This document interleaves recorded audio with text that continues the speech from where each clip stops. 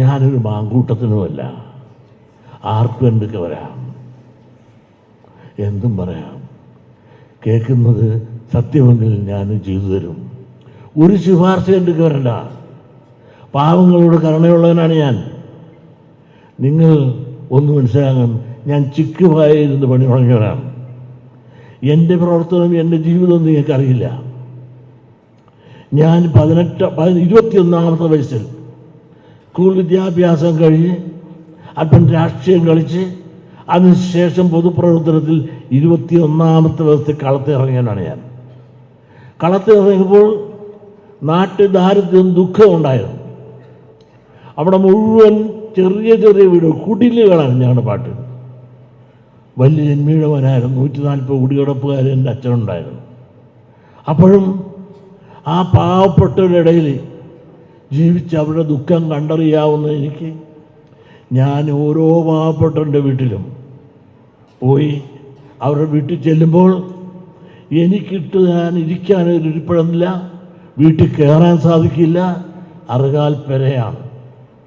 ആ പെരയുടെ മുമ്പിൽ അവർ ചിക്കുപായോ ഉണക്കപ്പായോ ഇട്ട് തരുമ്പോൾ ഒരു ബെഞ്ചില്ല, കസേരയില്ല, ഡെസ്കില്ല, സ്റ്റൂളില്ല.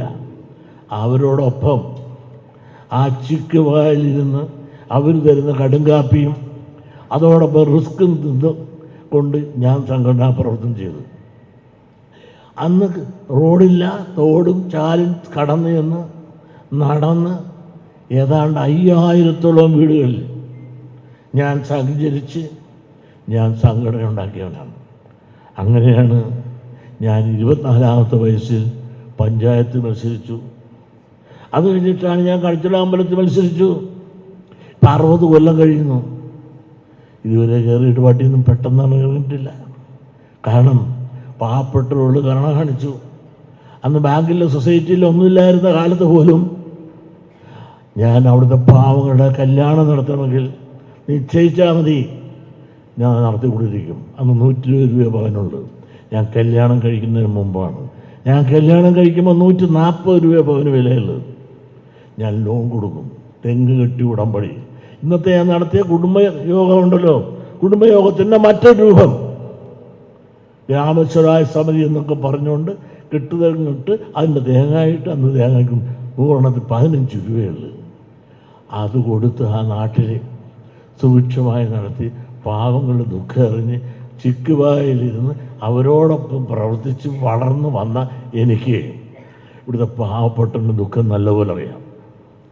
അവരോടൊപ്പം നിന്നുകൊണ്ടാണ് ഇന്ന് ഞാൻ നിൽക്കുന്നത്. കണിച്ചുളങ്ങി ഞാൻ പറഞ്ഞില്ലേ, അവിടെ ഇപ്പോഴും നിന്നു. ഞാൻ എപ്പോഴും ഞാൻ നിന്ന പാർട്ടി എതിർപ്പുണ്ട്. എതിർപ്പുള്ളിടത്തൊക്കെ ഞാനുണ്ട്. വേതാളങ്ങളായ എതിർപ്പുകൾ തോളെ വീഴുമ്പോൾ അത് മാറ്റിയാലും പിന്നെ വേതാളം വന്ന് തോളെ വീഴും. ഞാൻ എന്ത് ചെയ്യാനാണ്? ഇനി അതെൻ്റെ ജാതകത്തിൻ്റെതായിരിക്കാം. പക്ഷെ ഒരു കാര്യമുണ്ട്, സത്യവും നീതിയും അനുസരിച്ച് ചെയ്യുന്നു എന്നുള്ളതാണ് എൻ്റെ എതിർപ്പ്. പക്ഷെ ഞാൻ ചെയ്യുന്നത് തെറ്റാണ് എന്ന് നിങ്ങൾ എന്നെ ബോധ്യപ്പെടുത്താൽ ഞാൻ തിരുത്താം.